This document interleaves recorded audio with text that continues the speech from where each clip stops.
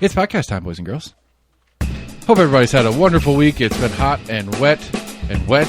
Holy shit, did it rain. But, you know, it's mid-late summer in Knox County, everybody. That's what we do. So it's Almost Agreement. We are on at almostagreement@gmail.com. You can find us on Facebook, on Twitter, and YouTube. You can go to our website, almostagreement.com, and learn more about us there. You can also find us on your favorite podcast provider and tell your friends about us, like, share, 5-star review. All those things help us spread the word of our feeble attempt to keep track of all the bullshit that's going on, or at least talk about it like what I would assume normal people do. That's my running assumption, at least. So we got guns in libraries. We've got another bill in Congress about maybe getting rid of stock trading. We got homeless soccer tournaments and AI girlfriends and so much to go over. It's been a fun week. So anyway, we're almost in agreement. Tell your friends about it. Check us out. We're going to do a show.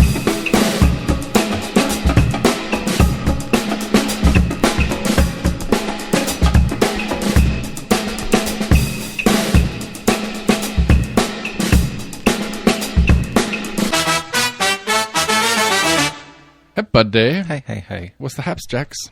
Shizzles. So shizzles. Okay, so I'm gonna not shizzles. Not shizzles. I'm gonna switch some settings on here, and I'll plug my phone in. Yeah, you are.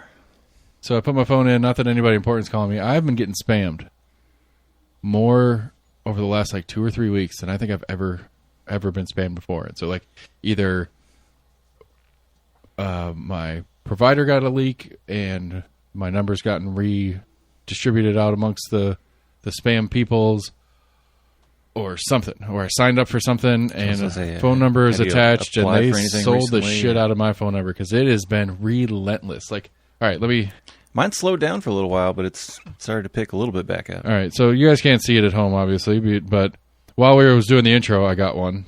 But here's my entirety of the day today. I'm looking at from 9:15 this morning, 1, 2, 3, 4, 5, 6, 7, 8, 9, 10, 11, 12, 13, 14, 15, 16, 17, 18, 19, 20, 21, 22, 23, 24, 25, 26, 27, 28, 29, 30, 31, 32. I can count everybody. 32. And wow. The most egregious of it is one of them is U.S. Department O. So it's U.S. Department's long enough that, right. It doesn't go anywhere. But and that's, it's a fucking Friday, but it's been not it's all day. A couple of them were the same number 2 or 3 times in a row. 9 out of 10 of them are senior health benefits, something or other. Rules have changed in your area. Senior health benefits are available. I mean, to throw a little salt in the wound, I was in the middle of doing the Compass podcast this morning. Some dude knocks on my door trying to sell me gutters. Not that I actually do need gutters, but and I was like, I'm sorry, man. I appreciate what you're doing, and actually, you have a service that I might actually truly be interested in, but I don't have time to talk to you right now. Yeah. It's yeah, but it's no, man. I'm going back inside. Thank you. But I mean, it has been relentless of late, and I don't know exactly what the cause is, but it has been to the nth degree. And I think I told you about this one. The miss has a doctor's appointment coming up, and it's through Covenant Health Systems, and she sucks at answering the phone, so she always gives them my phone number for anything like that.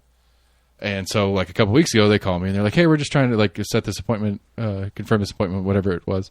And I was like, "Yeah, cool, hold on." And I go and I take my phone to her, and she deals with whatever. And then she gives me my phone back, and then a day or two later, I get a phone call from Covenant Health Systems, and it's one of these fucking spammers. It's holy shit.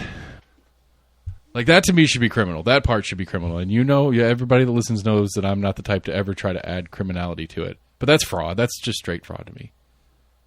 Either they're using a Covenant Health Systems phone number that it belongs to Covenant Health Systems, and they're getting Google or whatever to generate the number for them, and it just happens to be an existing number, and my caller ID is correct that it is a Covenant Health phone number. It's just not actually coming from there. It's an internet call. Oh, it had nothing to do with Covenant Health. No, it was just, gotcha. It may be senior health benefits or your car's extended warranty or whatever the fuck it is that they're selling. But that's fraud to me. That is whether it's intentional on their end or not, whether it's accidental because of their number generator to cover their asses, or whether they're intentionally using it because they know a doctor's office, the U.S. Department of something is things that people are going to answer. Like that's especially I mean, and doubly so if it's a government body like that. Not really doubly so, but again, I think that there should be some criminality involved in that. Not that it can do anything because it's like it's coming from overseas and whatever. But I don't know, man. It just bothers me. Bothers me a lot. So they tried to put out for some of these like spammers that try to represent themselves as like a federal agency, like the IRS or whatever. I've heard it more common with the IRS, where like they've put out like a multiple amount of statements. They're like, if you ever have an issue, like literally, like, we will not call you. Like, we will send you a letter in the mail. Yeah. But if anyone ever calls saying that like they're the IRS, it's not us. We won't call you. Yeah. Yeah. But I mean, like I get it. Like I mean, who's going to read a fucking bulletin from the IRS to know that going into it? Right. Well, I mean, they normally try to put it on like local news and things that try to get a decent amount of reach to people. I'm just saying, like I acknowledge and I appreciate their attempts to try to get some reach to it, but of all the things that people don't pay attention to, some random thing like that's probably on the list too. That's all I'm saying. So yeah, let's start right here in Knox County with our wonderful Mayor Glenn Jacobs, whom has changed a rule allowing permit holders to carry in Knox County Libraries. Is this like a mayor version of like an executive order? Is this something that essentially okay? So part of the story that's kind of funny is that Andrew Davis, I think is his name. He's like the chief. He's one of the top like assistants to Mayor Jacobs. He's like his policy advisor, whatever the title is. I don't remember exactly, but he sent a statement out to everybody in commission saying, "Hey, we're changing this rule," and put a note on it saying that the state law says we have to, and then put the law he was referring. Mm-hmm. And I guess either a commissioner or somebody that the commissioner shared it with looked up the law, and it says no, you don't have to, but it allows the mayor to make that decision by county. State law says, but it sounds better if he says we have to. Right. State law says that basically, like a local government cannot preclude licensed firearm owners to carry in any place except, and then it has a list which includes libraries. But it's basically the except is at the discretion of the local governing body, which Mayor Jacobs, being the head of the local governing body, can make the decision on the rule. So the rule existed on Knox County grounds in the first place. When the state law changed, or whenever the state law came into effect, the rule Knox County said is you can't carry even with a permit. And then one of the little kind of nuances of it is you have to be a permit you have to have a carry permit. Right. So we're a permitless carry state, which means you can carry anywhere without a permit, but you still can't carry in a library if you don't have your carry permit. I guess, yeah. That's the way. That is the way the rule breaks down. That's the way it now reads, I guess. Yeah. And it's like I don't know. Like I don't know. I don't see it as a place that you should necessarily want to carry. But people that I know that carry regularly, if they're going to carry, they want to carry. It's like I'm going to carry everywhere I can. The only place they don't is like in the bank. Like there are certain lists of places. Which library was on the list, and again, most permit owners that I know that carry, they will follow the rules that are in front of them. So if the library rule was you can't carry, even though it's a carry state, blah blah blah blah, most permit owners that I know wouldn't carry in the library anyway. Right. But that being said, most permit carriers that I know, I wouldn't worry about them having it in the library. But that's my circle versus other people out there. I don't know. I'm certain there are people that have carry permits that ought not. But it's not like it's a high security building anyway. It's not like somebody who doesn't have a permit or is excluded from owning a weapon in the first place couldn't walk into a library with a gun in the first place. So to me, I guess it's one of those, like, it's posturing on Mayor Jacobs' part. It's obviously he has future intent probably to run for governor of the state. This is one of those things that's going to look good when he runs for governor, or at least he thinks is going to look good when he runs for governor. Because other than that, I don't really think it changes much. Yeah. I wouldn't think that they're... like I said, if people are already concealed carrying, they're going to go in there regardless. They know disagree with that. the library's not going to stop them and be like, I don't know. I "Oh, excuse disagree. me, sir. I see a bulge in your pocket. Can you show me your CCW?" I disagree. I think that most people that carry would. Most people that maybe this is my circle of people that I know versus the reality, but most people that I know that carry, if the rule states you can't carry here, you don't carry there. But do they know that's a rule? Well, it's posted on the door. It was. I mean, it was it was clearly posted on the door, and I would bet. How often are you reading that? I would bet 9 out of 10. I don't think it says it in bold. It's probably in some long, 10-sentence notice in a collection of many others. Most places that I've seen it on that one, it's on the door proper. I mean, the picture that was in the story that I sent you on it. Okay. It's usually something like that, chest height ish on the actual door, not over in the corner. Most places that I've seen it, it's more prevalent than the business hours are. All right. Yeah. I've seen a few businesses, every bank you go into, that's right there, square in the middle of the door. It's pretty fucking obvious. Right. So, but my point being is most permitted carriers, people that go through and take their gun ownership seriously, kind of shit, that I know would respect that, and they'd be annoyed that they have to walk back out to their car and lock their gun in their glove box or whatever they do when they don't have it on their person and they have it out of the house. But I wouldn't think the people that I know would just go ahead and be like, "Oh, fuck these guys. They won't know I have it anyway." I don't know. I would struggle to break down an actual percentage of even ones that did have their concealed carry would actually turn back around and put it in their car. They're like, whatever. It'd be an interesting poll to try because it's also self-reporting a crime, essentially. Right. Yeah, if it tells me I can't carry, I still do it. I would assume that at least half of those people would, if they got to the door and did have something on them and saw that sign, would think that, A, they're probably not going to notice. B, even if they do notice, they're probably not going to say anything. They're assumably not going in there for anything malicious anyway. So right. They're like, I'm just going to go in there and do my thing and whatever. Right. Yeah, you might be. I could see it going that way too, for sure. But, obviously this turned into a big stink on the interwebs and everybody's all freaking out. I don't agree with it. I think libraries should be considered a sensitive area, just like any other places, and listed on that list of places that should be I think firearm exempted. I think the way that the fact that banks are exempted by law is kind of weird. I think that you have a private industry that has specific state protection like that seems kind of odd to me. But not state protection. I mean, they're specifically exempt from other things that certain places aren't. Our libraries, our schools, are they protected by the state? They're state property. That's the same line. But they're state property, so it's the state protecting its own things.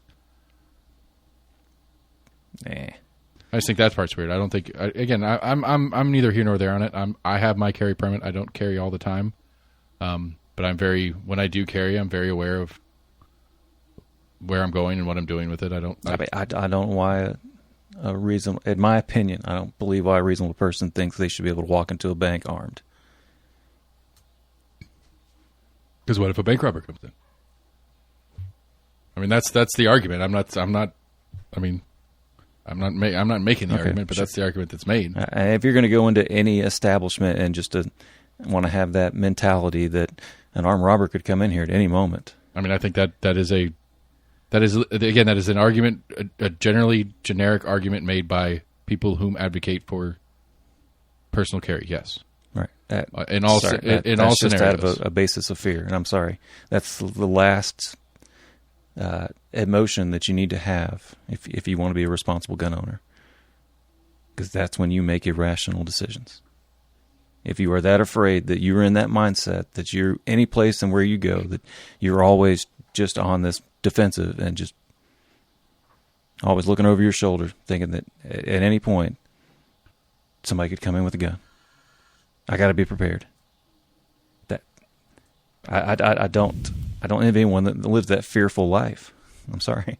I mean, no, I get what you're saying. I'm just trying to process what you're saying about it. I mean, I don't know. I mean, I get it. It just doesn't make sense to me. Fair enough. I could see the logic behind it. I do think it's kind of sad that if you're, I think it speaks to a number of different issues that are going on in the general communal issues that we have as a nation. And why that is a reality to some people. I think that may be, that may be my kind of the way I kind of feel about it, I guess. Like it's a sad state of affairs that we don't trust X, Y, or Z. We don't trust just other people, period. And whether it's irrational or hyper rational because we're oversensitized to shit because that's all we see on TV or whatever it is, that's part of the problem too, and stuff like that. I guess is what I'm getting at. There's a lot, like, I could, around here and in the history and like for me and stuff like that, I agree with you, but like I could see people whom have lived a certain way and have lived in a certain community that becomes a normality to them, that they are afraid, that there is a fear because things happen in their neighborhood and around them quite often, and they feel like they need to. No, I'm trying to think of like other major cities or other nations that have much higher rates of violence, even though it's kind of hard to find higher rates of violence outside the U.S., but as far as, just gun violence in general. Sure, there's a chicken and the egg part of this conversation, too, whether the existence and prevalence of guns is part of the problem and why all the violence exists in the first place, and then you're afraid of violence, so you need more guns, which begets more violence, which begets more guns, which begets more violence, and that's where we are. I'm saying other places that do have, high rates of violence at the same time, their populace isn't, like, wanting to go around armed left and right. I don't know. Like I had the first time where, I don't want to tell that story on here. Never mind. I've had times where I have been wanting and not carrying, not needing, thankfully, but like, man, this would be a situation where I would prefer to have that with me than not. Now, again, the situation didn't devolve to a point where I would have needed it, but it was close enough that it would have been a nice insurance policy for the situation for my personal sake. Yeah. And that's here in Knoxville over the years, and especially in the bar game and fucking crazy ass fucking people in the bars and stuff like that over the years. But anywho, like I said, I don't think it changes much. I think people care rhetorically, but I don't think people are just going to stop going to the library. Oh, there are people could carry in here. I'm not going in there anymore. Yeah, I mean, because that's an inverse set of the same fear issue.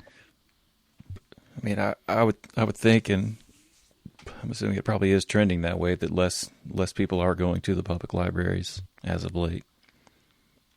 No, I mean, I think it'd be interesting to see what the factors are that lead into that, but I would agree. I think the technology is part of the reason. Yeah, I mean, hell, a lot of libraries now... Just overall, I think, the amount of people going to libraries has kind of dwindled. Like, I mean, I know, like, I don't know if Tennessee and Knox County libraries, but I know a lot of libraries, you can get their full catalog online. Yeah. You still have to register and get a library card, but you can just go read whatever you want. There's still a decent amount of books that you can essentially rent or borrow on a digital format. Yeah. You still have to have the, corresponding format or whatever that you download it into. Right. Like Kindle or whatever. Right. Yeah. Yeah, anyway, that was one of the recent stories that I thought was, I don't know, worth discussing, I suppose. The other one that I saw earlier today that just kind of blew my mind is Taylor Swift's 52 U.S. Eras Tour concert could generate more revenue than the GDP of 35 other countries. Now, I don't know if that's 35 countries combined or just if you did a list of countries from 1 to... How many nations are there officially now? Not sure. Let's say 100. I want to say like 113 or something like that. Could be about right. Okay. We'll say for the sake of conversation 113. Oh, fucking Google. Damn it. How many countries? There we go. In the world. 195. So Taylor Swift's concert series is larger than... Or there's 160 countries with larger economies than Taylor Swift's concert series. All right, but I think it said that was compiled by, and it wasn't quite accurate statistics. No, I didn't go deep into the story. Like that hadn't been verified, but these are their supposed numbers or whatever. Right, and they're including like overall economic impact, not just ticket sales and stuff like that. They're including Right. Yeah, that's like room rentals and very generous well, I mean, expansion of the equation. It is, but I mean, I would say of the people that I know that went to Nashville for the 3 that you did there, I mean, everybody was hotels, B&B, Airbnbs, and everybody that I knew from Knoxville that went. Right, but how are you truly calculating that? Are you looking at the average hotel price, average Airbnb price? Are you looking at average restaurant costs for a party of 4 in a 15-mile radius of the venue to then expand upon if they're at a 15,000-seat arena, if 80% of those people went to a restaurant? I mean, you can pad those numbers very easily. Sure, I agree with that. I mean, when they're trying to expound upon like the estimated economic impact of a particular concert.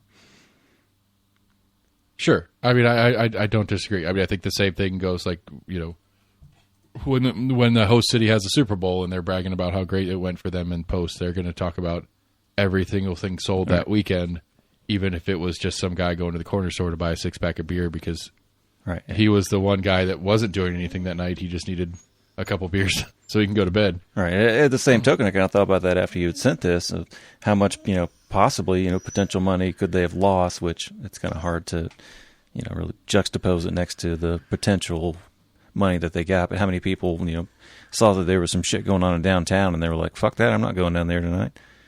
Yeah. Or I'm not going to that city because there's that and that going on that night.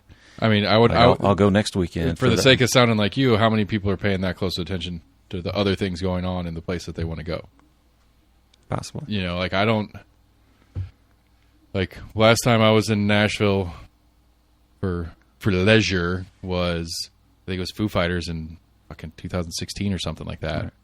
And I'm not looking at the calendar on what's going on in Nashville going, well, really want to see my Foo Fighters, but X is going on down the street, and that might be problematic for what I'm doing. Right. No, I'm talking about people just like out of a whim, decide to go down like, live, 45 minutes outside of Nashville. Like, we'll see, what's going on around in Nashville. Or they get like the, local newspaper that talks about local bands playing at this place, that place. And you sure as shit aren't going to Metro Pulse type thing, and they're like, oh wait, never mind. Right. And you'd be hard pressed to find anybody that didn't know this was going on when it was going on. I mean, it's easy to be out of that loop. I don't know. Maybe. I mean, I don't follow Taylor Swift's tour. I wouldn't know when or where she was where. Fair enough. My niece went. My niece and sister-in-law, right, and some of her friends and whatever, they all went, and so I knew about it a couple weeks before it was happening. And I'd heard some different stuff going on about it because I had the big Ticketmaster mess that went with it. Right. I mean, we live here, and there's all sorts of like weird shit that goes on. I'm like, wait, there's what this weekend? I mean, it's true. There is a quite active calendar that we don't pay that much attention to. I try to. What was it? Years ago, I think it was like right after the new convention center opened up, and it was like a week or 2 week long, but it was like the national tournament for like the bowling competition. It was like the World Series of Bowling, the PBA. No, that's Pro Bowl Riding Association. That is PBA. That's PBR. No, that's PBR. You're right. Yeah. Pro Bowl. Which is a perfect. I mean, you think that's an easy sponsorship opportunity for the Pabst family to sponsor the PBR tour, but they don't. Yeah. Wrangler and Budweiser probably. But I mean, it was 2 or 3 days into it, and I kept seeing like a lot of cars downtown. I'm like, what the fuck is going on? I'm like, oh, there's like the national like bowling tournament that's going on in town. Which I had no idea was even going on in a city in which we live in. I'd consider that we do have a lot of that stuff going on, and as bad as traffic can be from time to time, other than football, other than home games, I don't feel like I've gotten significantly interrupted by events. Like it may be noticeable, like you're talking about, but not in a way that's like, holy shit. They're they're closing roads down and making it only one way. You can't get to certain places because they closed access off because they're trying to clear all the people out or whatever kind of shit. Right. Like, for the most part, Knoxville's done pretty well with that, which I guess kudos to engineering and whomever else has to deal with that. Because, I mean, they know the calendar for sure. They set that shit up. They're pretty well-oiled machine on those kind of things. I mean, part of that lends to that the city itself is that spread out. That most things are going on downtown. Downtown is where there's a conflagration of interstates. Good word. I know. So you have all these essentially like interstate exit routes that aren't too far from like right off of downtown. See, but I thought pain in the ass getting to it, but once right. you're on it, you're on a major right, interstate. which I think is the weirdest thing about Knoxville is there's no westbound downtown exit. There's only one eastbound downtown exit. I think that's fucking crazy. You can get Hall of Fame Broadway. So if you're coming from Asheville, you can get off Hall of Fame Broadway to go downtown. Okay, yeah. Or you can get off on 17th, Alcoa. Yeah. That's it. There is no where if you're coming from the west side of town, you can get off at Henley Street, the Henley Street exit, and go through that weird little half tunnel, and you pop out right there in front of the convention center. But I always thought that was weird that we don't have a westbound. But anyway, it doesn't disprove your point because getting out, they're everywhere, but getting in, it could be a little wonky. Yeah. But either way, it's like in the grander scheme, this Taylor Swift thing, in the grander scheme of the economic situation that is a big conversation, I think that's the more interesting part. Like, because this is one of those things that still boggles my mind. Like, they talk about, face value for the tickets were reasonable. I think they were like $40 to $75 or something like that for most general tickets. Like, it wasn't like a stupid expensive ticket. And I'd seen somewhere, and I don't remember the specifics of it, but like the percentage of the percentage of tickets sold that were resold in aftermarket for 5 to 10 times face value kind of shit. So $1,000 tickets, right, was not small. It was like in the 35-40% range or something like that. Yeah. So a 60,000 seat venue, 25 to 30,000 of those seats are being sold aftermarket. And so my sister-in-law went and my niece, and then 3 of my niece's friends and their mom. So it was an 8-pack that was going. I don't know what they ended up paying for tickets individually and everybody and all that stuff, but I mean, that's a pretty expensive little, one-nighter, an hour and a half, 2 hours down the road. And like the affordability of like the fact that people can afford that is what I'm finding interesting about it in this economic issue that everybody's talking about and watching happen, and inflation and all the crazy shit that's going on. Like the affordability of that for normal Joes, quote unquote, is what I find more fascinating because of this economic situation and this. Are we in the beginnings of a recession? Is the recession are we already full blown in it?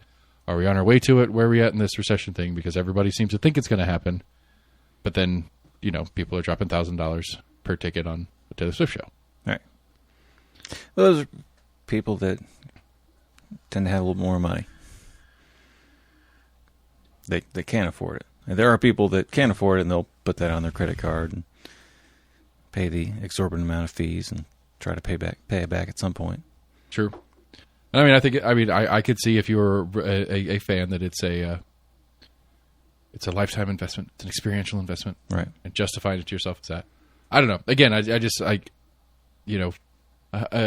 don't know how many total shows did it say? 131 shows across 17 states in 5 continents. So this is, I guess that's everywhere but Antarctica and.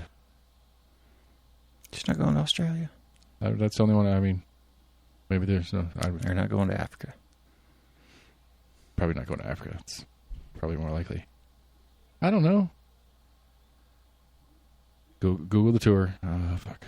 I'm not going to Google the tour. So we're going to go with. No, thanks. I'm going to say she's not going to Antarctica and Africa. Okay. I think she's going to Australia. I think there's some Swifties down under. Them Aussies and the Kiwis next door will probably make that. She certainly do. She's skipping Asia, but that'd be crazy. I don't know what her. Anyway, because what it said somewhere in there that like the total revenues may eclipse $1 trillion. Yeah, but like you said, they're kind of vague on their numbers. Right, they're including They're certainly including things that may or may not be. Be talking about ticket prices and merchandise and blah blah blah blah blah. Right, because again, I think that's an interesting specific that I don't know the answer to. Yeah. When people do, like if you're saying revenues, then to me that only means direct concert and merch, Right. and the promoter's percentage of alcohol sales and concessions or whatever. I wouldn't include hotels and restaurants outside the venue as part of. I would include it in the economic impact if I'm the Federal Reserve or whatever, or some business weekly magazine that's doing a report on it. But if I'm saying that the tour is generating X number of dollars in revenue, it would only be tour-related things to me. You would assume, yeah. But anyway, the economy's not that bad, apparently. Taylor Swift's selling out huge shows over and over and over again, beating out a handful of nations in total GDP. Yeah, which stock market's been growing. Everyone, had assumed that the economy was going into the tank, but it's kind of slowly been chugging along. The jobs reports have been pretty decent. See, the weird part about that whole conversation, though, is that while the data that everybody uses when they talk about it does seem to have a generally positive trend feel to it, right, the polling doesn't. When you go out, when the pollsters go out and talk to people, a lot of these polls are like, we're on our way. I mean, they're just looking at numbers, basically. Oh, because one of the other looking at the retail market is still people are still buying things. But one of the other big numbers that kind of gets passed over it is that amount of credit card debt. Right. Like the average American now has at least like $4 or $5 grand in credit card debt alone. Not talking long term debt in mortgage or car payment or something like that. Right. And that number has gone up over the last couple of years too. Like that, as a in the chart of things, that is one that's been on the continual rise. The percentage of, and that's a good. I just thought of something. I don't know if I know the answer to that. And every time I've seen people or talked to people or heard people referencing that piece of data, if that is on pace or outpacing inflation, and think about that. Credit card debt. Because if it's on pace with inflation, then it's still normal. But if it's outpacing inflation, then we have a problem. But the other one too is that for the average American, wages are outpacing inflation right now. Barely. Wage growth is out, at least for a little while it was. Huh? No. You got that backwards. Do I have that backwards? Yeah. Wages very much so. Oh. The wages have not kept up with. Recently? I thought over the last the last year, it's actually made a... overall in the past 2 or 3 decades, inflation has gone up more than wages have gone up. Because, we're not too far beyond... when you and I were working at McDonald's over 20 years ago, almost 25 years ago, the federal minimum wage was 7.25. I don't think we're even at 8 now for federal. Federal minimum wage is still 7.25. Is it still 7.25? Okay. I think when we were there, it was 5.25. No, it was 7.25 then. I just thought we were so good. We got 7.25. No. It's just it hasn't been, the federal standard has not been raised.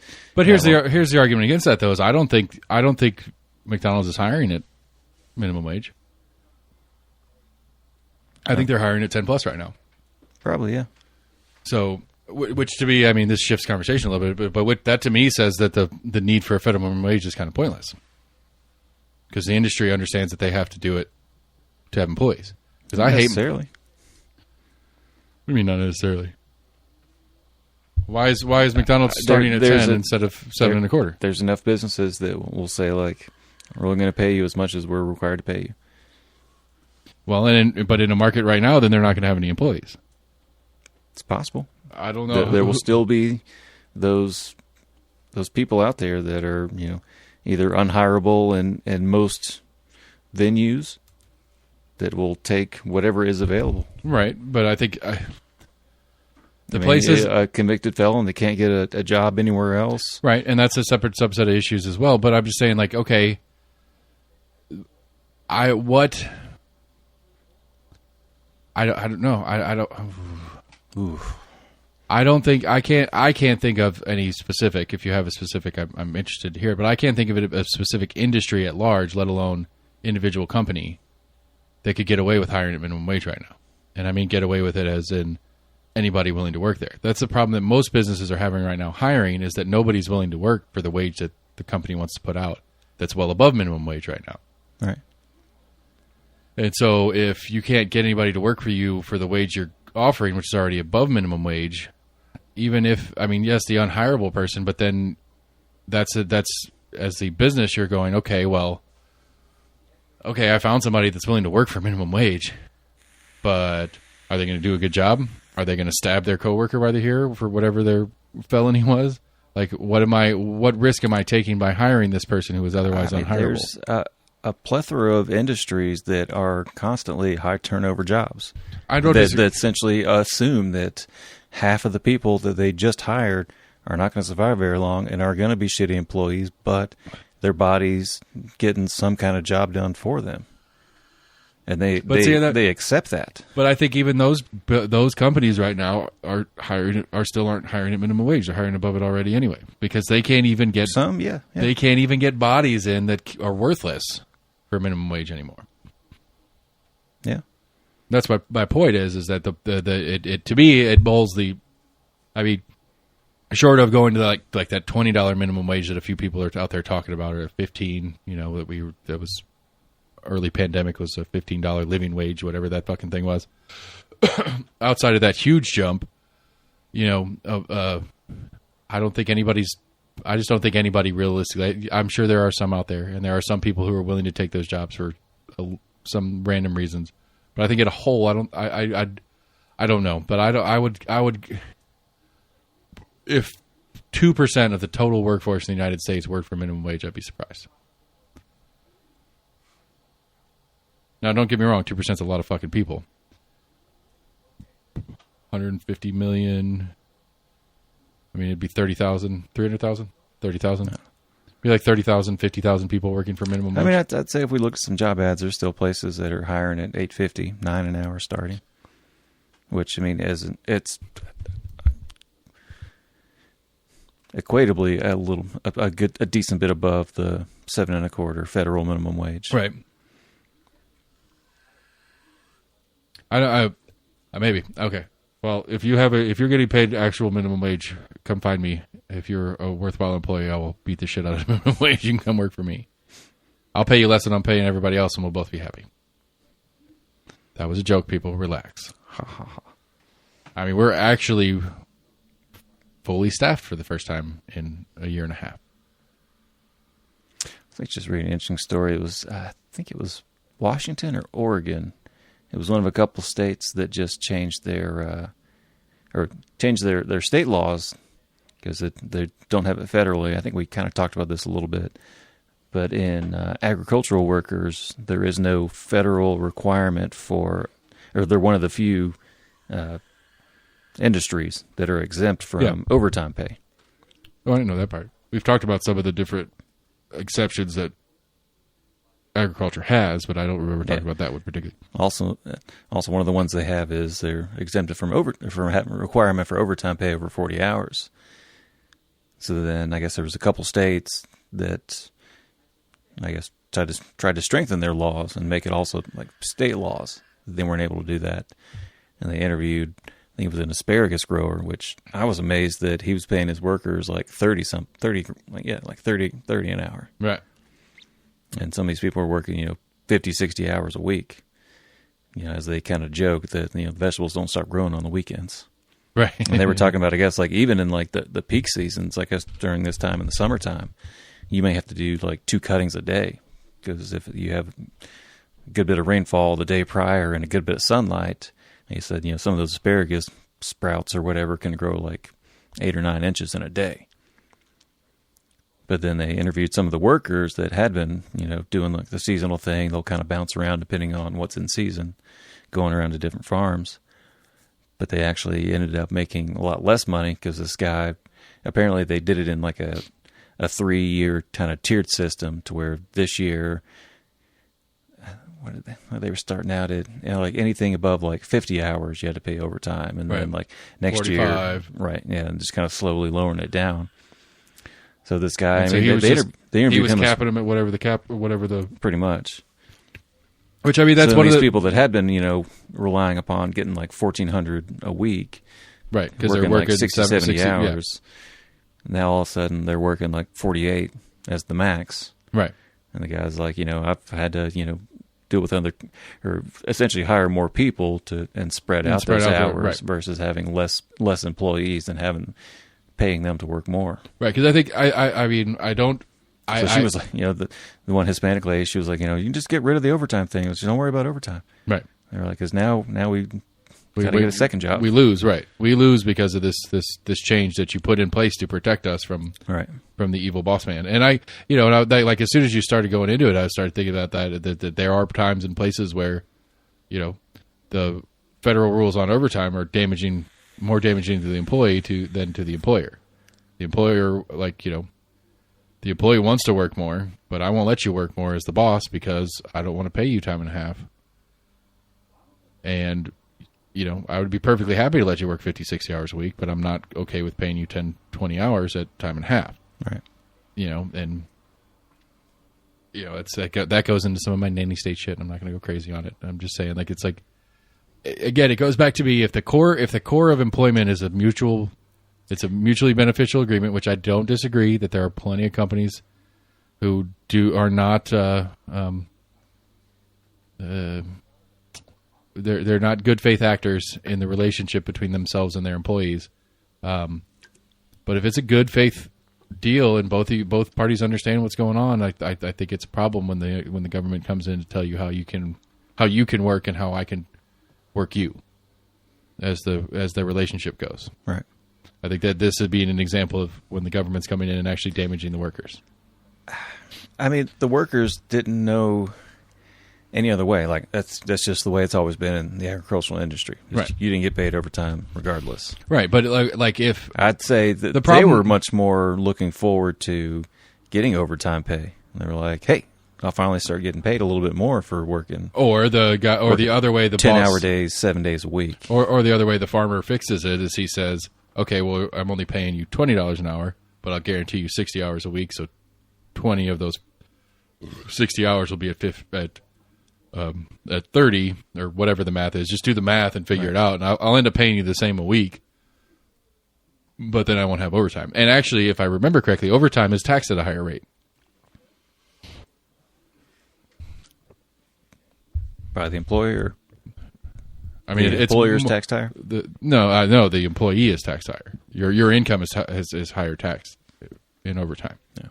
Or I think, or the standard withholding is higher, and then you'll get more. You should get it back at the end of the year if you don't make whatever. But I guess the assumption is if you're getting a lot of overtime, you might bump a bracket, so you should withhold more. Right. But then there's some kind of rule like once you are an established employee, you can't necessarily just lower their pay. I mean, it would depend on the state and unions and stuff like that, because I could terminate you as an employee and rehire you at a new rate.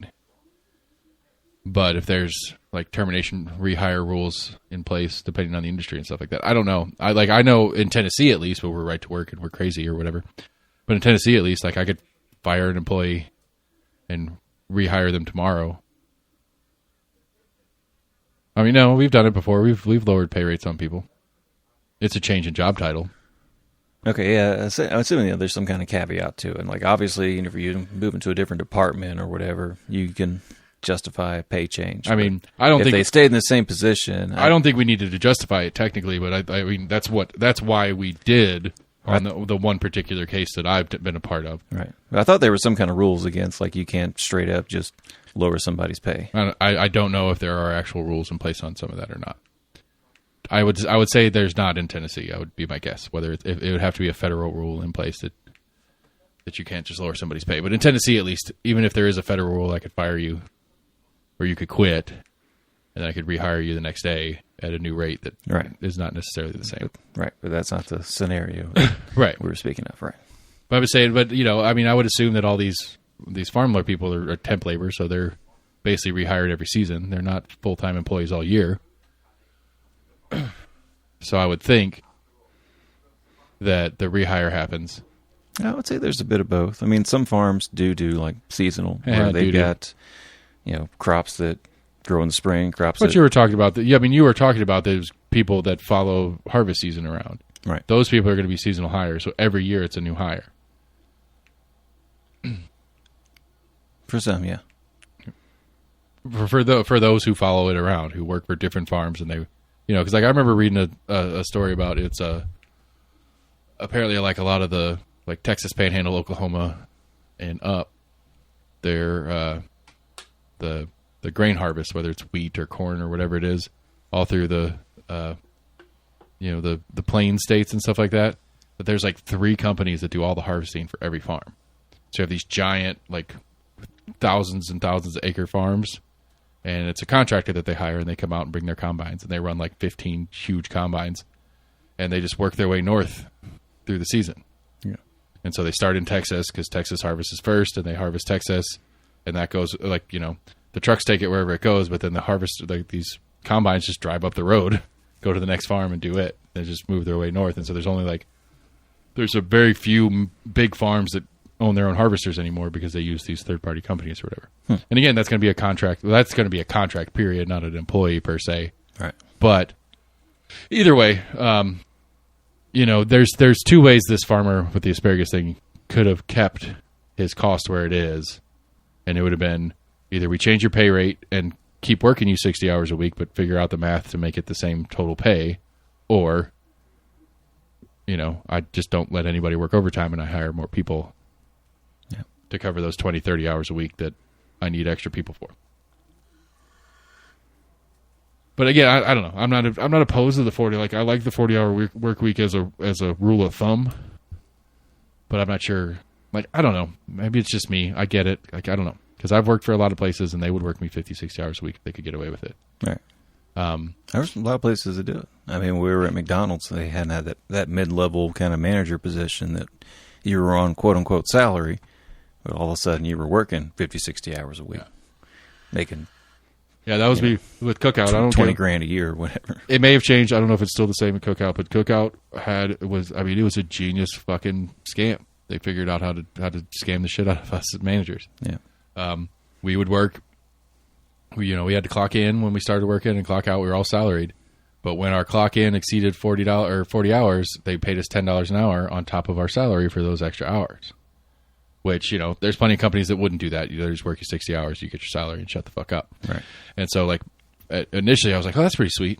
That's a pretty cool deal that they actually do that. And then I realized they're always going to schedule me 50, 60 hours because this was 5-10 years ago now when we were hiring at minimum or near minimum wage for all our employees back then. And so my overtime at $10 an hour was cheaper than a full-time employee's overtime. Yep. So they were using me to cover shifts so that we didn't have to pay, cashiers overtime because their overtime would have been $12, $13 an hour. But it was a steady paycheck and the insurance was okay. So yeah, I lived that life for a couple of years. It was bad. That company sucked.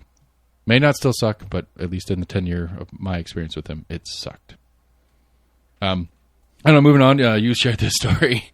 The Homeless World Cup makes U.S. debut in California. Yeah. So that's a thing. Like, I was looking at the bottom. Surprisingly, yeah. Like, it's an AP News article that you sent, and when I first saw it, I was looking for Onion, because you like the Onion, or a Babylon Bee. I don't know. You haven't heard of Babylon Bee? No. It's the same. It's just a different version of the Onion. Gotcha. It's more right-leaning, I guess, than the Onion is, but it does the same shit. Like, they got in trouble. Is the Onion liberal leaning? I don't know. Oh, okay. Let me rephrase that. The Babylon Bee has been accused, and they were banned from Twitter years ago, and all sorts of shit for being a extreme rightist, some bullshittery. That was their crime, was for being right leaning, for Twitter's sake at least. Gotcha. But they were banned from Twitter, and they made a big thing when they came back. But I think it's pretty funny because it's making fun of it, and it's the ridiculous. I somehow got on their mailing list. I don't remember signing up for it, but I get their stuff. So, like, this is from back on July 8th. It's the last one I haven't deleted yet. Headline is Rachel Maddow snorts a line of coke on air to prove it's no big deal, and it's just a candid picture of her. It's not like she's actually doing it, but it's the same. It's the same premise as the Onion. Anyway, I assumed when you sent me that article that it was something of that nature, but then I see that it's AP, which is your favorite source. So, like, tell me, I don't get it. Like, I didn't read. It's an organized. It's an organized event. Something for a little bit that I read. I guess there was an American that was a homeless person, and I think at one point in like high school or like early college years, like she was like a good athlete and fell into hard times, and it's kind of finally was able to turn her life around and was, I guess, able to be a part of this. I guess the American team. So it says it's an outreach thing as much as it is actual competition. I think a little bit. Honestly, I'm sorry, I didn't read the whole article. I read a couple. I was like, this is crazy. Got it. You met John Rawson the other day. That was pretty cool. Yeah, I didn't meet him. You think? Saw him. There's no meeting. Gotcha. So the other one that I saw yesterday that freaked me out is in my Facebook feed as a sponsored ad was AI Experience. If you want a friend with no judgment, drama, or social anxiety involved, try this app. You can form an actual emotional connection, share a laugh, and then it goes on from there. And so it's literally like the meme that they put with it is my AI girlfriend's the best. And so, what's that movie with Joaquin Phoenix? Her? Yeah, I think so. Have you seen it? Bits and pieces. I feel like I should see it. I haven't seen it either. I feel like I should see it because, like, I get it. Like, I get it. Like, why that would be attractive to some people. All right. Especially the better. But I think that was all. I think that movie that was all auditory. Right. It was like a Siri, not a Siri, but like an Alexa. It was like a thing in his house that he talked to. It was Scarlett Johansson. Makes it easier to fall in love with. I get it. Most definitely. But is shit okay? Yeah, right. That's a bad joke. Wasn't she the one that got in trouble for playing characters of different races and stuff like that? Not sure I heard that story. Okay, I thought it was her that was like, it was like something that she did. There was like she was in a movie where she was playing a trans woman. Like, well, you're an actual woman. You can't. Why doesn't Hollywood get a trans woman to play this trans woman character instead of a real woman or whatever? Right. And Scarlett Johansson was defending the fact that she needs to work. Needs to work, maybe an overstatement, but she wants to work. And it's like, well, I'm an actor. My job is to pretend to be somebody I'm not. Right. Like, that's what we do. I'm not a Russian super spy in the real world, and I just go play myself in the Marvel movies. That is a character that I'm pretending to be. We didn't hire a super spy to be more accurate. Right. And so I get both sides of it. It's complicated. I mean, I don't see why. Like, depending on what the specific of the thing is. I mean, I think whitewashing's an issue, and historically in Hollywood, where you'd have, like, obviously, like, Native American characters played by a white dude. Right. Like, I think the Johnny Depp pick for Tonto was kind of weird. Yeah. But it was a very good Johnny Depp character because it was a really weird, like, the take they did on Tonto was very crazy, weird. Exaggerated. Yeah. Kind of like crazy man character. Right, which is a very good. Like, is this just a psychopath? What? Which Johnny Depp does super well. Yeah, if you didn't know, like, the original story of right, this is just some crazy dude. Yeah. But anyway, Scarlett Johansson aside, like, I think this is a social issue in the making. Right. Especially as these things are getting better and smoother and stuff like that. And I think if it's not already doing it in the Alexa kind of format where it's actually a person or a voice talking to you, because these computer voices are getting better. They're not great. They're still noticeable to me. I mean, young children will talk to it as if it's another person, like, hey, so-and-so, blah, blah, blah, blah, blah, and ask it a question. I was watching a video with a kid, and it was these guys playing this weird Western video game. And I don't remember what was actually going on in the game, but one of the guys was, like, he changed his name to Joe Biden, and he had a voice modulator that made him sound pretty close to Joe Biden, and it was just him talking shit and playing the whatever game is, shooting up, having to shoot out at the OK Corral or whatever as Joe Biden. And, like, they did a really good job on the editing because they were editing actual deep fake video clips of Joe Biden saying the things that he was saying as him and all this kind of shit. But it was like, okay, it's not that it's not unbelievable. It's just a little bit of a stretch. Yeah. But saying some ridiculous shit, which got really kind of weird because it's like 4 or 5 guys playing this game, and part of the game is to kill each other. And so this other guy's like, so wait a minute, I have to go kill Joe Biden? And it's like, ooh, this is getting like. Then they were kind of making fun of the fact that like they just said that on the thing, and it's like it's like a million views on YouTube when we were watching it. And it's like, ooh, might get a call from the Secret Service. Have you heard of people swatting each other? Speaking of crazy shit that the internet does, happened here in town. Yes, I think that's crazy.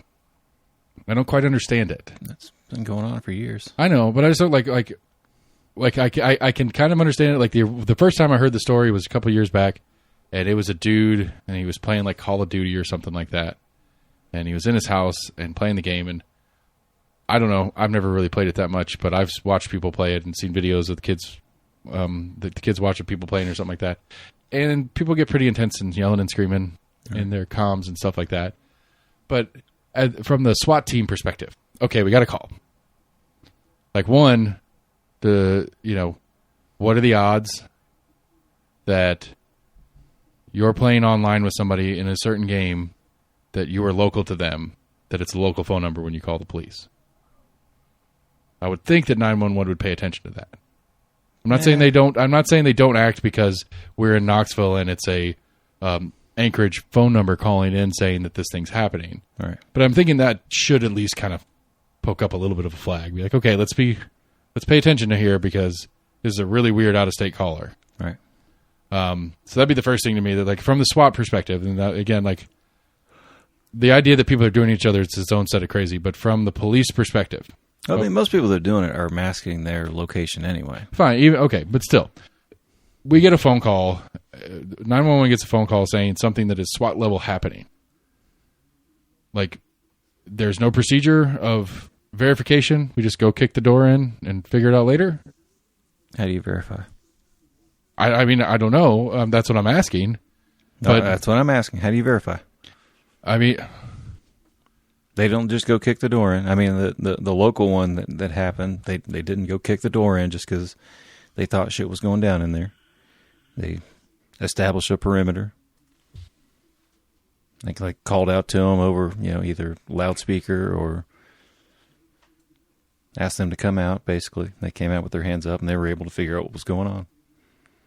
It's just it pretty much the same thing that you would do with any kind of unknown situation. If you've got the report of an armed robbery that's going on at a bank, right? I know the city. You don't just go kick the door in. You're like, okay, we've got a report. There's people in there. We're going to set up a perimeter, see if we can establish communications with them.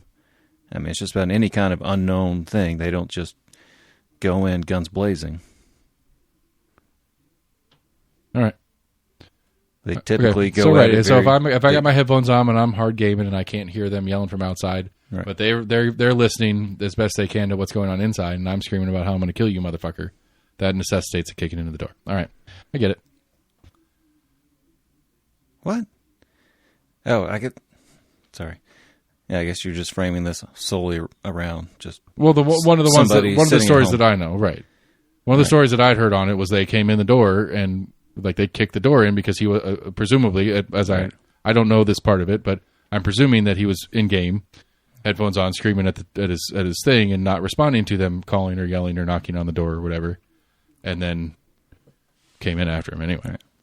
This wasn't some uncommon. I mean, part of that's just kind of the nature of the online gaming is that a lot of the people that are constantly on a PC throughout the day have very much technological know-how, so know how to then mask their location and know how to easily call into another place, right? And they can make it look like, or they pretty much they've got the know-how or the software to then pull the IP address and the actual then look up the address of this person that has crossed them online to then SWAT them and actually send a SWAT team to this person that cursed them out or killed them online or whatever. That's fuckery. I mean, it's crazy. That's just I don't know. It's crazy all over. I didn't mean to go. Wasn't planning on going down that spot road, but that's. I mean, it's happened a lot. Recently in the past few years of just schools, and they tied it to there was some teenager in Canada. I think it was last summer or a year before. I mean, not summer because school's obviously out here, but maybe not in Canada. Last year, yeah, possibly not. But I mean, they tracked it down to some 16, 17-year-old in Canada that was calling multiple schools, one of two. I think there was one or two of which were in Tennessee and some other states. but called in SWATs, pretending like, he was either a student in that area or a parent of a student that heard so-and-so. That the cops show up at school, of an active shooter thing that was going on. Yeah. Interesting. It's fucking crazy. Prank phone calls gone wrong is what I would take that as. Yeah. Talked about that. All right. So you sent me this article from NPR. New bill would fine Congress members for trading stocks and owning blind trusts. Yeah, further down the story, I think they pretty much said that even through the Senate, that it didn't have much of a chance of getting passed through the Senate. I mean, this is one of those, the crazies have the key to the asylum kind of deals. It's like there's the amount of public pressure that would have to be at play to get any of these things passed.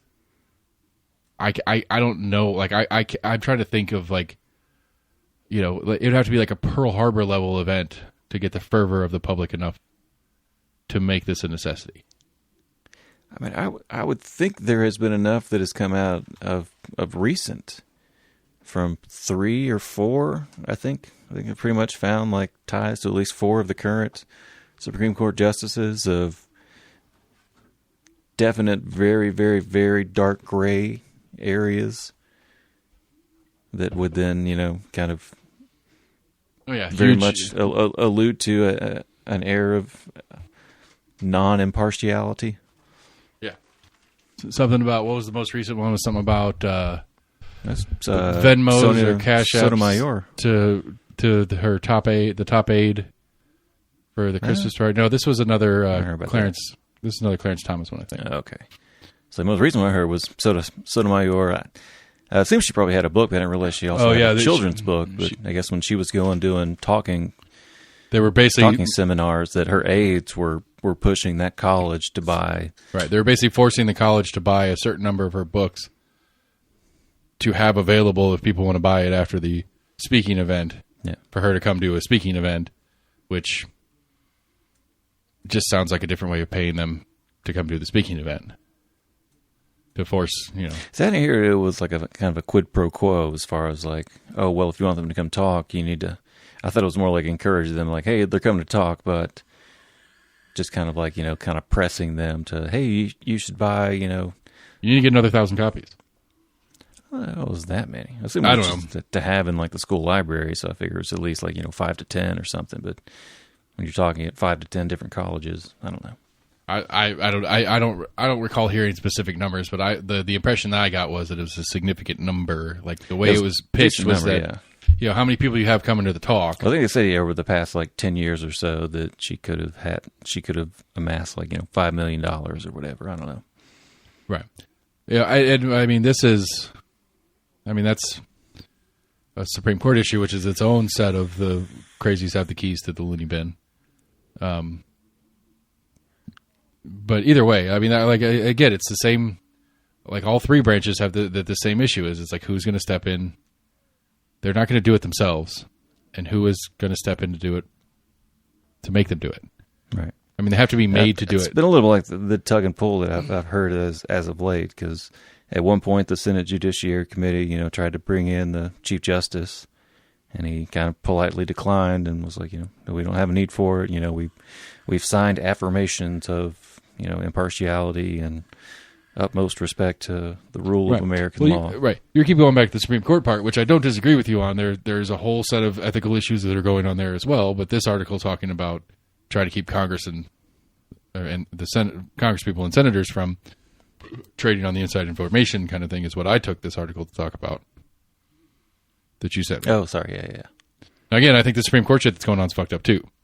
Don't get me wrong. But again, it's the same issue. It's like, I theoretically, I guess Congress and the White House could pass some sort of law forcing some sort of ethics oversight onto the Supreme Court. Now, the Supreme Court would eventually theoretically get to decide whether that's constitutional or not, because it's supposed to be separate branches and they don't necessarily have oversight over each other, kind of back and forth kind of bullshit. I don't know how that would play out if it were to happen. But on this one, yes, I would love it. What was my response? Love to see it. The skeptic says there's no chance in hell. There's no way.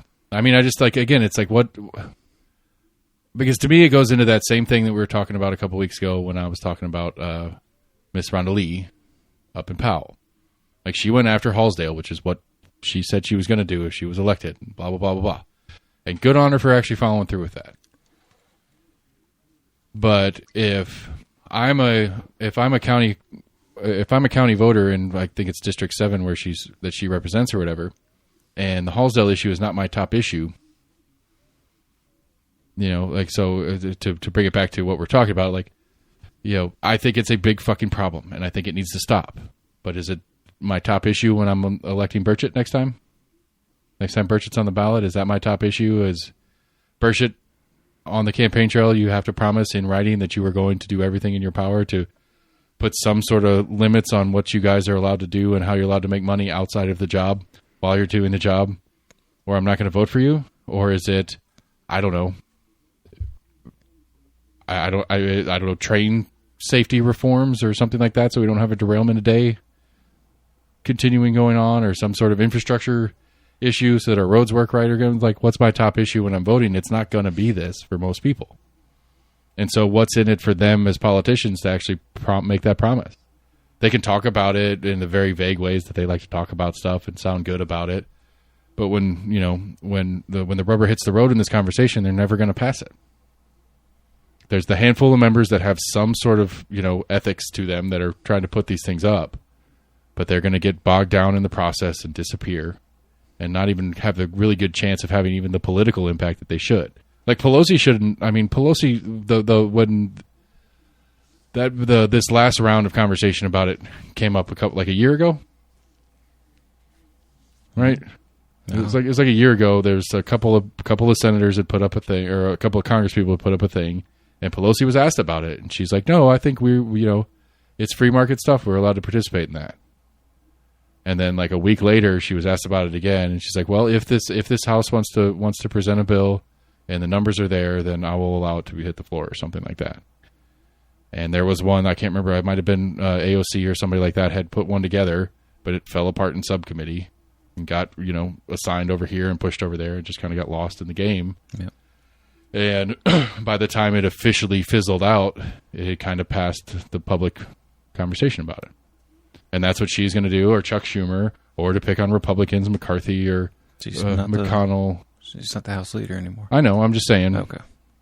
She's still I believe she's still the minority leader. Or does she not take that position? No. No. Either way, she's still a high-ranking member that has plenty of fucking sway. But when this went down, was when she still was the House leader. So it was 2 years ago, a year plus ago, before the midterms. I was surprised they talked about, like, blind trust not being an option as well, I guess, as part of this bill. I mean, I thought the whole, like, idea behind a blind trust was basically, I guess, you would have, you know, your investment portfolio as it is, and you pretty much just, like, turn it over from there. You're like, I'm not touching that. Right, you're not touching it, but there is a third party that is allowed to keep using and working it. Like, it's not that it's just going to sit and that you're stuck with what you, like, if you go in and you're on a 4-year term, you're not coming out with the same. Right, but you're not making the financial decisions. Right, but you're not supposed to be the one that's making the decisions on. And they're like, hey, sell that section of that or whatever. Right. I don't know why I feel like selling I don't know why I feel like buying all sorts of Pfizer stock right now, but I feel like I want to buy a bunch of Pfizer stock right now. Oh, hey, by the way, everybody, we're in a pandemic. You're right, but I think the reason they added blind trust is I think there's been a handful of references where persons have been using blind trusts, but they're interacting with the people that control the trust for them. And so it's like, well, it's not really a blind trust if you're still interacting with them on a regular basis and making decisions on behalf of the trust, even though you're not supposed to be, kind of thing. And so, yes, I'd love to see it. I really would. But again, it's the politics of it just make it impossible. I mean, I'd like to think with some of these things coming to light that at least some constituents have started to put some fire under the asses of some of these people and trying to promote this a little bit more and at least making an issue as much as, you know, they keep trying to deflect. At least, hopefully, it's a step in a direction. Maybe. I think this will do the same as the last round did, because this will be a talking point until something happens in Ukraine, and we get distracted, and it'll disappear while we're talking about something else. It's possible. I don't know. I hope so. I really do. Like, this is of all the things I'd love to be wrong about, this is one of them. I would love to figure out a way to make this not a profit-rearing enterprise. Because realistically, if it becomes not a profit-rearing enterprise, then we have people that are going there for the right reasons over time. Like, I would think, people like what's her face, Cinema. Yeah, but I mean, I don't think they're necessarily making decisions to then personally profit themselves. I think it's more they make those decisions and then decide from there how they need to how to protect their own purpose. But I'm just saying, if that whole part is out of the conversation as a congressperson, right? I would be hard pressed to believe that people seeking out the office don't know that is part of the game. That don't, I mean, I would think that it's a pretty open secret in the halls. I mean, I would think. I don't know the salaries of a majority of them, but I'd like to think at least a third aren't living all that well. Maybe 25%. I think it's aren't living that well off to where they've got stock portfolios to do this or that. Pre-entering or post-entering? Pre. I mean, I could agree with that there are probably some that aren't huge. 174,000 is your base pay. As a House rep? It's the senators and House reps, 174,000. Yeah. As is the resident commissioner from Puerto Rico. And the president pro tempore, I don't know what that is. Doesn't matter. I guess that'd be the president of the Senate. It's not the vice president. Right. Mitch McConnell. But not currently. Right. I don't know. Anyway. So it's not a huge salary for the job in that it is. But still, if you know that you can go in there and you're making $174,000 a year and you can put $10,000 into some stuff as you're in there and how much, like, what's the average? Like, I think the average is like 0.5 terms or whatever, but the only reason it's up to 0.5 is because there's so many that are, I'm sorry, not 0.5, like 1.5 terms is like the average or something like that. But the only reason it's over 1 is because there's like 20 that are there for 20 fucking terms. Yeah. But if you know that part of the game is you can go there and you can take a chunk of your salary and you get a pension and all the other shit that's going on with it too, but you can take a chunk of your salary and play these games with it and make yourself wealthy in the process. I think that's I can't believe that's not a motivating factor for some people who seek it out. I'm not saying it's universal and across the board, but I'm sure it's in there. I'm sure people like Crawford in Texas, Kristen Cinema, among others, wouldn't seek this out if it isn't a wealth producing enterprise. And if you take the ability for it to be a wealth producing enterprise out, then that hopefully would bring in more people that are there for the right reason. I would love that to be the case. I would love it to be that you have to sell everything the day you take office. You're allowed to hold no whatever. I would think more often than not that, Cinema, for example, don't know for a fact what her previous political history was, but it was probably more local and then maybe state. And then I think she was wanting to make that next step up to represent her. I think it was her first. Just represent her district in that state. I get what you're saying. I think it was her first elected position, but I get that what you're saying as far as there's a lot of them that start that way. I mean, they're at that position. They want to progress it, and there's only a certain steps that you can make. Right. In that, you can't jump all the way to president. You can't go from. I mean, you could go from certain city mayors to make a presidential run, but yeah, Mayor Jacobs is not running for president. That's too big of a leap. I mean, as far as trying to make a progression of steps, but as far as like they want to further their career, they've been a state rep or a state senator for 5-8 years or whatever, and they just want to make that next step forward. Right. They want to progress in their quote-unquote career, and then that's just the next logical step up. Maybe. I don't know. I don't think it's necessarily like a monetary thing. It's like, well, I'm only making I think that's a generous. I think that 80 is grand. Like, I can become a national rep and make. I think that is probably 74. I think that is probably somewhat accurate. I think if we're going to do it in the AC format, I think that I can't say it. The AC 51% plus thing that he likes to say all the time. I'm not going to say that. I don't think that's true for 51% plus of people who seek out these seats. But I could see that as being true for 15-20% of them. That they got involved because they wanted to get involved. What do you think is driving the other 85%? I think it's money and power, man. Just like what drives everybody every day anyway. It's a self-enrichment. It's a right. Well, we've talked about it. I mean, if you're getting into politics for money, I mean, you're playing a cheap long game to then hopefully make it up to the national level to then make this much. I think when you make the step out of local, I think when you make the decision to make the step out of it, that's what it becomes. That's when it's those type of people. I think up to a state, or at least for Tennessee's comparable. I think a Gloria Johnson or I don't know. I think Gloria Johnson actually has some larger aspirations, but I think for an Elaine Davis or Zachary or whatever, I don't think they're going past it. I think they know their career's not beyond that. But I think they know that they can hold this and their day job and do well. And, do well for themselves long term. Even though, it's a fairly modest salary. I think Tennessee's state senator is like, I think it's like 25, 30 grand a year. It's not much. But they work their other job and they work they work the office for their own interest.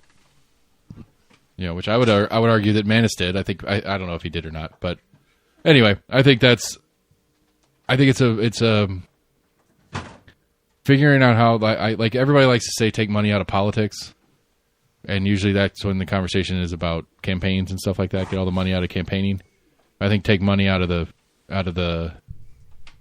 figure out a way to take money out of the as part of the feature of holding the job. Get it back to public service. Like, this is really legit public service. But it's true. But again, I say that, and I know in the back of my head I'm thinking to myself, well, that also narrows the field. Because if you ain't got money to pay your bills, you can't go work for free in Nashville for half the year.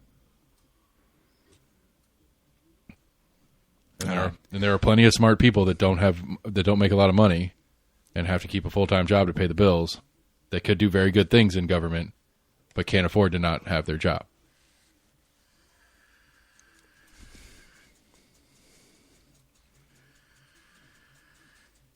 So I don't know what the solution is, but I think, I think going into public service, going into public service, that's a sacrifice that you need that when it goes into the full-time job level, because like American canon, by being mayor, you can't keep a day job.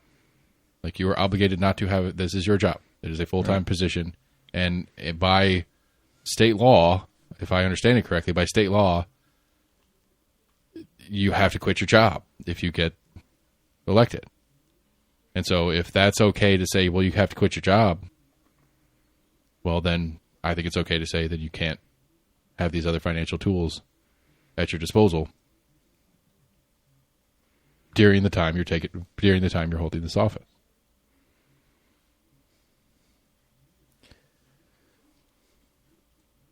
Right. Okay, but as a business owner, how would you feel about handcuffing a business owner that decided to go into politics?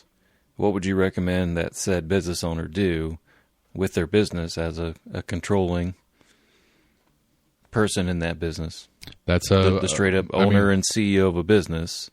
I'm not ready for office. What's the best? That's my take on it. I'm not asking about you, motherfucker. I'm asking just your opinion as a business owner of another person that was in the mindset of being a business owner.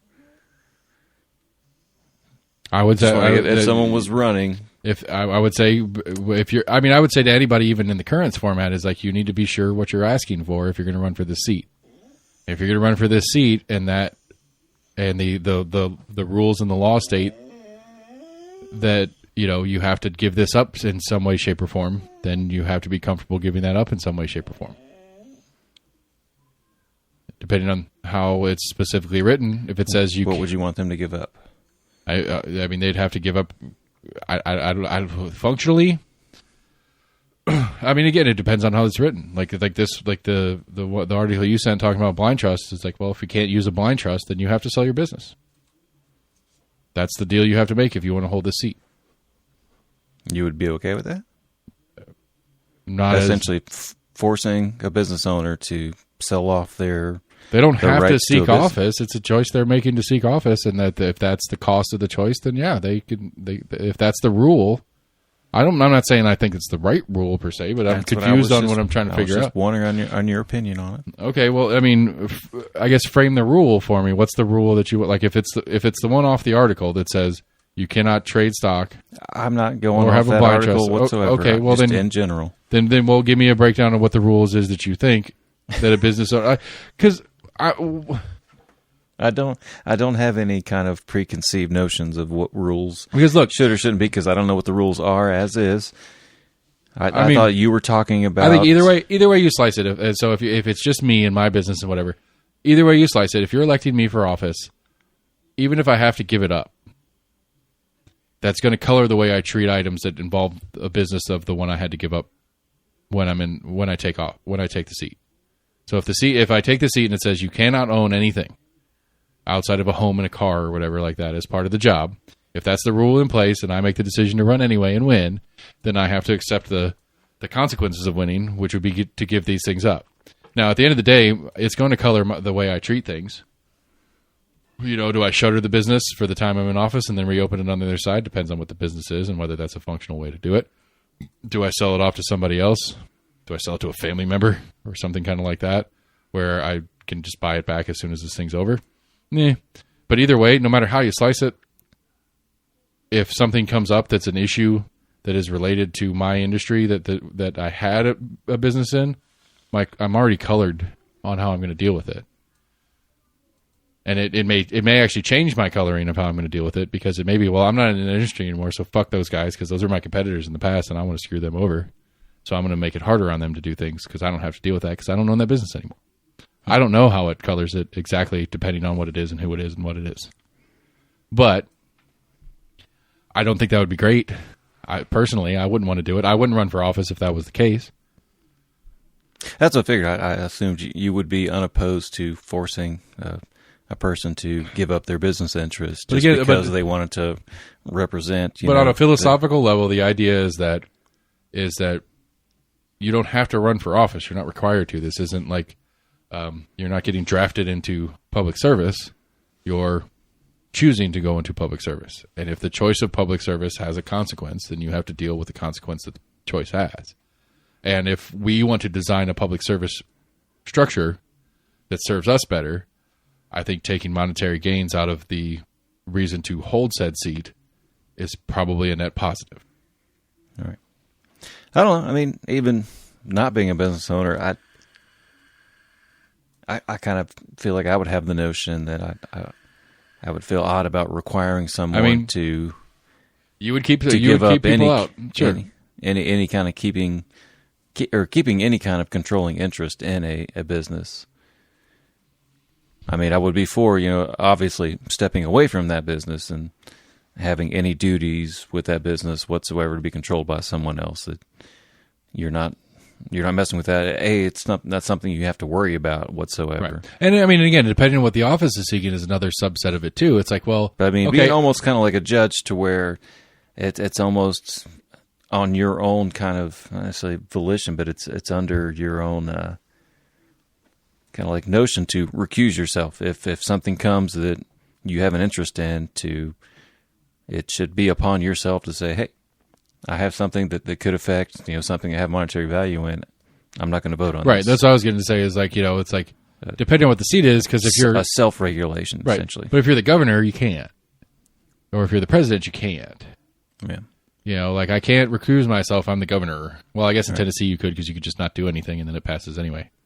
Or you could try to veto it, and depending on how much the state wants it anyway. But I'm just saying, like, you could, you even in the way the Tennessee format is, if I'm the governor and it's something that specifically relates to the business that I own back home, I can't recuse I could recuse myself for politics purposes, or I could veto it saying, well, this is none of my business, so I'm not letting anything pass that has to do with my industry.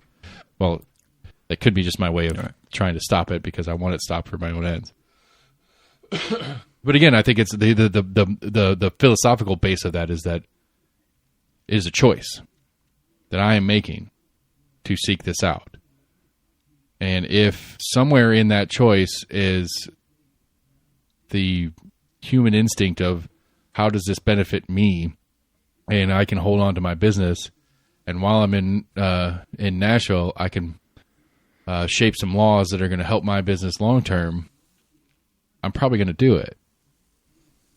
Not that I'm a bad person or anything like that, but it's just it's a hard game where if I'm fully divested and have nothing to do with it, and I have no potential direct gain from helping the industry that I used to be in, I'm theoretically more likely to make a more philosophically consistent choice with what I ran on than, well, I'm a small government guy, but I want to go legal in Tennessee, but only issue 3 licenses. Guess who's getting 1 license? Wink, wink, wink. And so, I wouldn't tell anybody they have to give up their business for anything. But if they choose to do something, then that's a different animal to me. All right, you got a news of the weird? Shit. Come on, man. You got a job to do. Mm-hmm. Saw earlier there was a few that were kind of odd. What the fuck? Did my phone turn off? I think my phone's dead. Oh, no. All right, never mind. No, yes, no, yes, no. All right, well. I just didn't want to wait. While you're trying to find it, I'll go in on making myself feel crazy because I got 0 phone calls through the totality of our taping. Goody gumdrops. I guess it's, I guess they turn off the phone calls from 9 a.m. So anyway, news of the weird. Let's see here. We've got a British political candidate uses artificial intelligence to draw up election manifesto. Okay. Yep. British voters face a crowded field of 13 candidates in an upcoming special election. You got an independent that used artificial intelligence to come up with campaign promises that he says reflect what residents want. That's interesting. He has no policies of his own, and he crowdsourced constituent sentiments and used machine learning to come up with his political manifesto. All right. Odd concept. I kind of like it.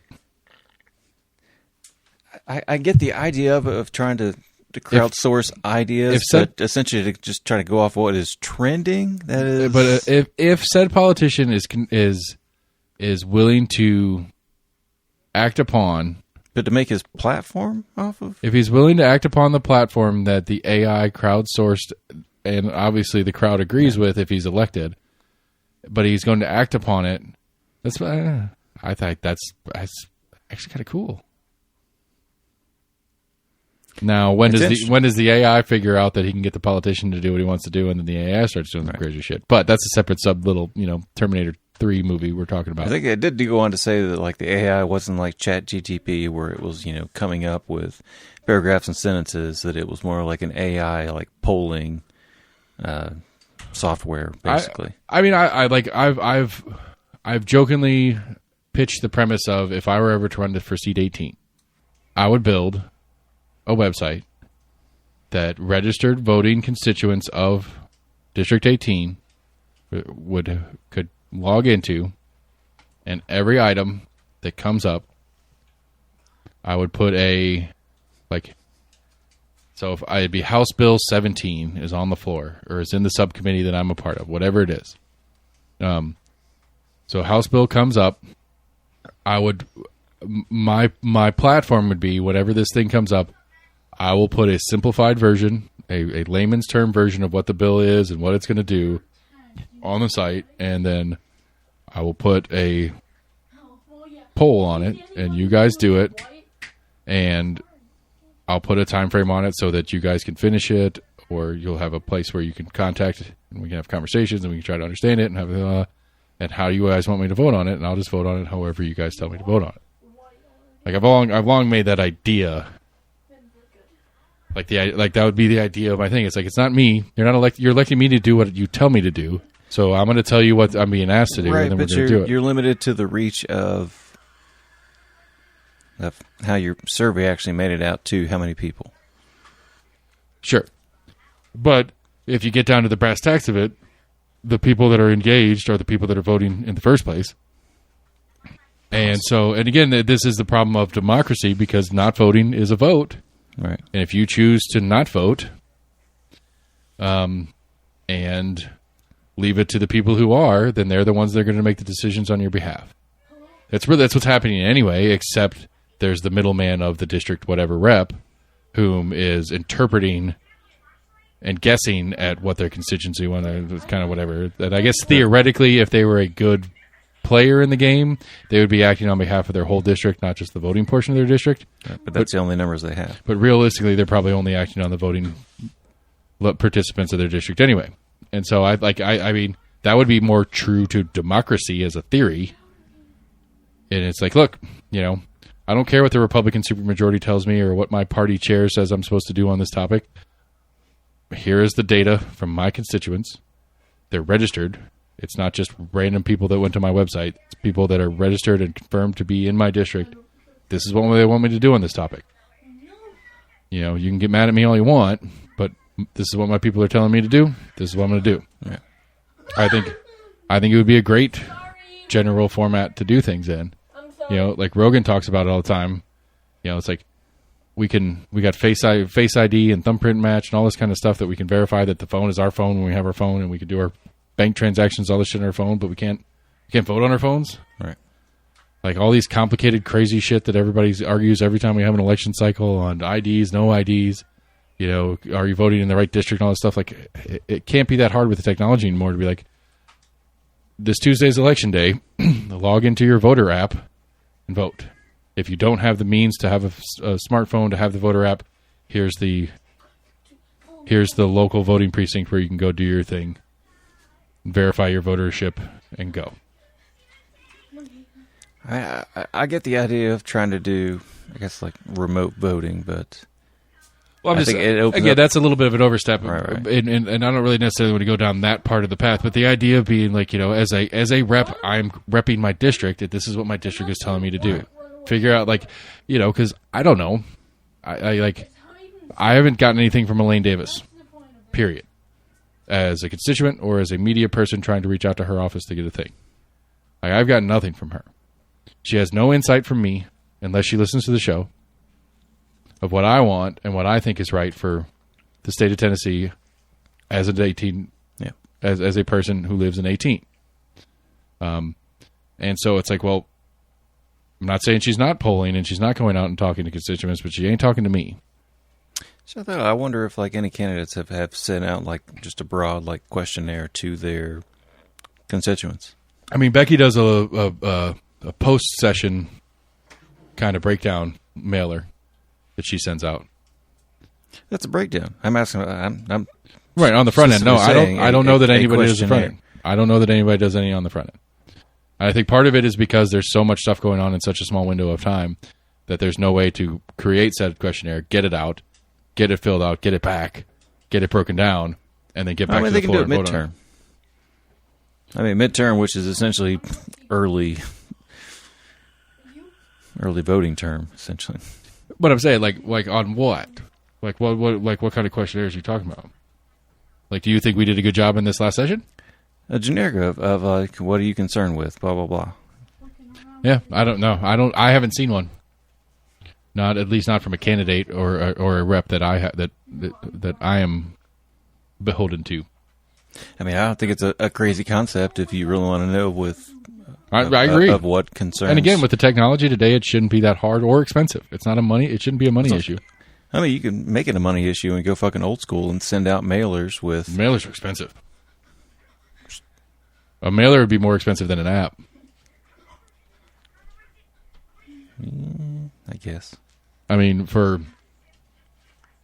like, hell, I was going to go above and beyond and have like prepaid like postage envelopes that they give you with it. Oh, well, then you're to send it right back to you. Yeah, no, I mean, then yeah, that's really expensive. Like I'm talking, like I would say that for District 18 ballpark, I'm sure I could find out the exacts of it, but off the top of my head, I'm going to say you're looking at $5-10 grand. If you're sending a prepaid return envelope on it, at least 10 grand to get one thing in every single mailbox. I'm sure they could probably find at least that each candidate could probably find at least one donor to donate that lump sum in itself. Probably, yeah, but they could probably go to at least one of their donors and be like, "Hey, you love me. I want to reach out to all of the people in our district. Will you sponsor this thing? I mean, and put your. I'm sure you could find. I'm sure that each candidate probably has at least like 10 to 15 of those donors. You're not wrong, but that's also $5 or $10 grand. That becomes an ethical issue. And then what's the donor buying? Again, as a donor, I'd say fuck no to that, because if I'm the donor, I'm going, well, then that means you're not listening to me when I tell you what to do. What am I donating to you for if I don't have some sway? I made the mistake of saying that this $5 to $10 grand donor is a big person to them. I would like to think locally that someone giving them $5 or $10 grand is not buying them sway upon a board or whatever. I don't know. Right. I don't know where the threshold is and what amount you have to donate before you become super special and get whatever you want. Right. But I just say, like, I think that I would be curious on the legalities of that donation combination of things. I get what you're after. Well, you're not doing it to well, I mean, I guess you are doing it in furtherance of your campaign. But I think the mailer, the idea of the mailer, or whatever version of this is to get, what's the best way to get input from my constituents? A mailer is not the way to do that. It's got to be some sort of digital format of it, which is both easier and cheaper. And thirdly, you're more likely to get more response out of it. The digital, you've got to get them. You have to get them to download that app, and then fill out the information. Okay, but you have to get me to walk to my mailbox, see your stupid flyer, fill it out, put it back in the envelope, and walk back to my mailbox. Yeah, I mean, those are both near impossible tasks to get a lot of people to do. They don't go to their mailbox to get their shit. They do, but I mean, how many flyers and mailers do you get that you just throw straight away? True. You know, like it's just it's another spam portal for your life. And I again, my point is, you could make it. My point is that in today's era, you're going to get a better response of figuring out a digital way to do it. Now, you do have to get the advertising out there to get people to see the digital thing and sign up. Like the North Carolina governor and entice them with like a $5 gift card. There you go. Yeah, that dude from North Dakota, give him $20 for giving you $1. Yeah. I'm just saying, like, I whatever it is, whatever format it is, I think it would be a good thing. That should be a normal thing to do. Maybe it should. I mean, maybe a better way to do it is do it as a. This is part of the package for being part of the obligation and package is that when you are a House rep in the state of Tennessee. Once a year, you have to send out a thing, getting information from your constituents.